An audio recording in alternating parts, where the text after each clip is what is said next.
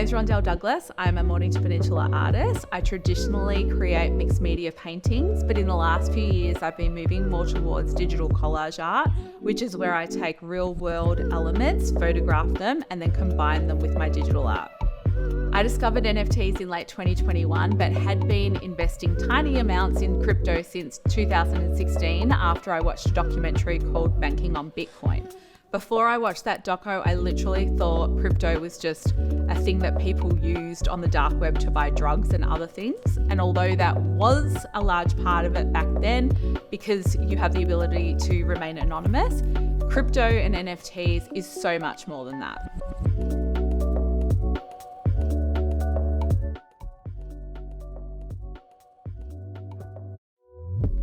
NFT stands for non-fungible token. It's essentially a digital image that's linked to what's called a smart contract. So the contract is made up of lots of little letters and numbers and lives on a crypto blockchain.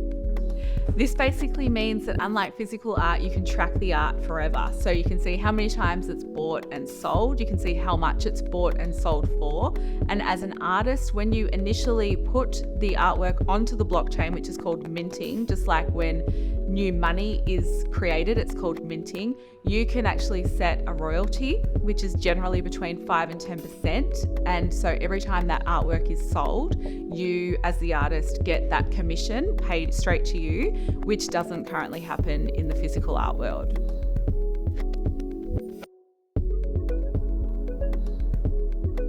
There's many reasons why people buy NFTs. One of them is that collectors actually like to be able to show their whole collection on their phone or online, and it also makes it really easy to buy and sell artworks. For artists, the provenance of being able to track your artwork forever is really appealing, and digital art as a whole is becoming more and more popular and more mainstream. Several companies are creating digital canvases so that collectors can in fact showcase their digital artworks in their home, just like they would a traditional painting.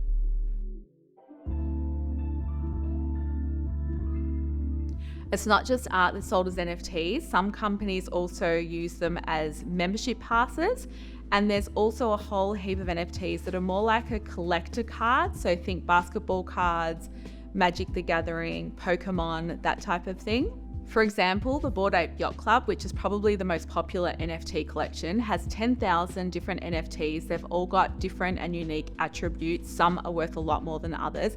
And in the peak of the last crypto cycle, some of them sold for millions of dollars. These types of collections are less about the art and more about what you get by owning the NFT. So it could be just a status symbol. It could be you have access to exclusive events and merchandise. There's also the collectability and potential profit from those types of NFTs. But for this project, we're talking about NFTs as artworks. So there's two main types of art NFTs. There's one of ones, which is just an original one-off piece of art. And then there's editions. So just like with physical art, an artist might have an edition of 10, 20, 50, 100, however many. You can do the same thing with NFTs, and generally the edition NFTs are less expensive than a one of one. Some people's argument against NFTs is that you could just right click and save the image, which yes, you can, but you can't sell that image. It's like me looking at a Ferrari in the street and taking a photo of it and saying I own it. I don't own it because there's no contract. So just like with houses and cars, you need a contract or a certificate of registration. It's the same with NFTs.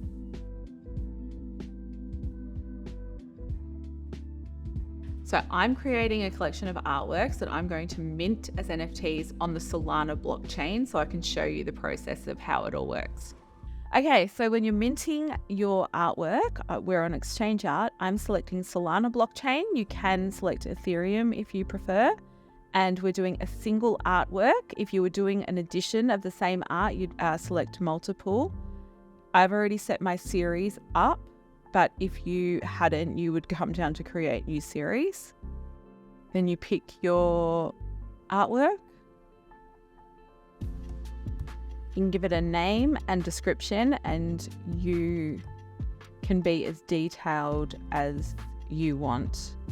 And it can be in the first person or third. With the royalty, you can select whatever royalty you want. So every time your artwork is sold, not just the first time, you will receive a percentage that you choose. I like to keep mine low. It's more attractive to buyers if they don't have to pay a big commission, but you can decide whatever commission you want. And then you have to select your digital wallet where the commissions for all of the future will go into. If you want to add attributes like colored backgrounds or features that make each artwork different, you can. So when you're minting, you have to confirm the transaction to get your art onto the blockchain. So that's where your little digital wallet will come up to confirm, and that charges you a small little fee. Okay, so now the artwork is minted. You need to do a second step, which is list it for sale. You can do an auction, or you can just do buy now and set a fixed price. So you can also choose on the Solana blockchain a few different types of coins. I just stick to Solana, and then you can select your price. Solana's currently about $150. So I've just done one, and starting from basically now.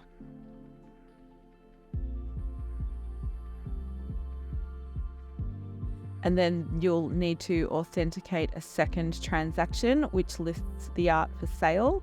And again, a tiny little fee is taken out. And it's ready for sale, so people can now buy that artwork. So once you've created your collection, you can view it from your profile. So you go to your profile and you can customize your profile page however you like. Then you can come down here to series. This is where all of your collections of art will appear. Okay, so we've just created the Floral Folklore collection. So you click on that to go into the collection, and you can view it however you like.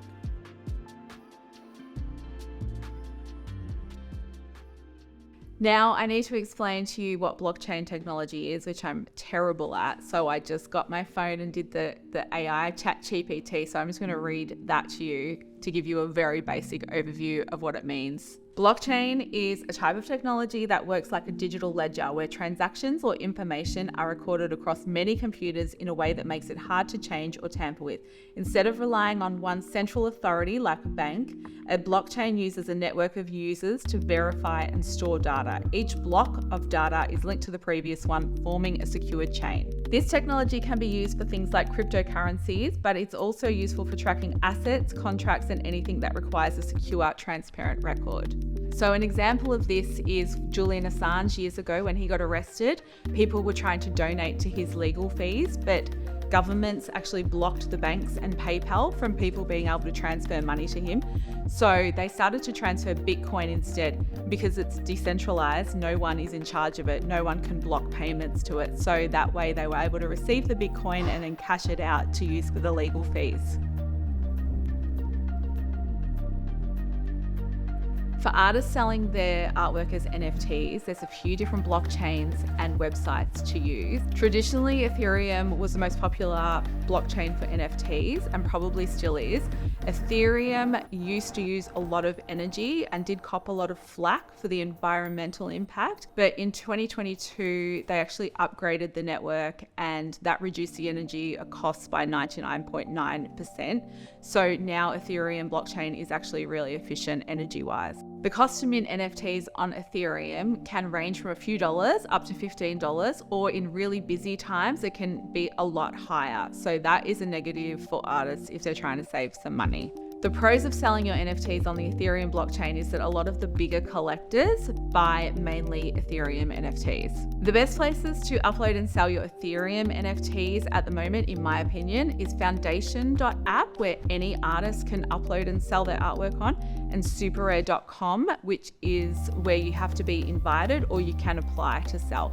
And Superrare tends to get higher prices for their art NFTs. OpenSea used to be a really popular website as well, but nowadays it's more like the eBay of NFTs. So there's a little bit of quality, but a lot of crap on there.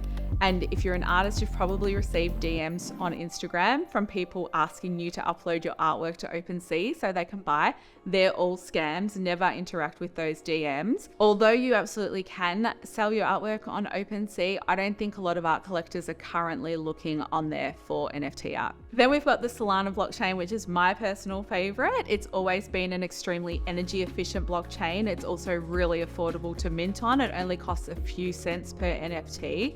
And at the moment, I would say the best website to buy and sell art NFTs on Solana is exchange.art. Another blockchain that has a big artist presence is Tezos. So Tezos was originally the environmentally friendly blockchain, but since Ethereum had its upgrade, that is no longer a point of difference. Also, artists tend to not get as much money for their NFTs on Tezos. If you're a collector though, it's a really great place to start if you've got a low budget, as there's some really amazing art that's quite affordable, and the most popular website for Tezos is object.com. You can also now mint your NFTs on Bitcoin. It's quite a bit more complicated though, so I would say unless you've got a fairly good understanding of crypto space and how it all works, I would stay away from that to begin with. I have bought some art NFTs on Bitcoin myself, but I haven't sold my art on Bitcoin, and I don't plan to in the near future.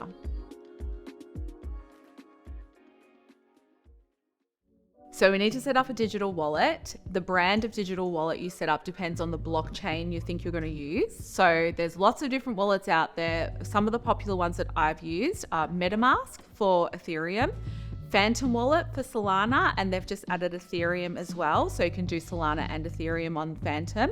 And for Tezos, there's Kukai. You can generally buy the crypto you need to fund your digital wallet directly through the wallet, or you can use an exchange like coinbase.com or coinspot.com.au to buy your crypto and then you transfer it over to your digital wallet. That's what I prefer to do personally because it tends to be less fees, but it is an extra step. So if you're just getting started, it might be easier just to go direct through the wallet. Now, it's still fairly early days in crypto, so there is a bit of a learning curve. Just like when the internet first came out and we didn't really know what we were doing, people were really apprehensive about putting their credit card details online.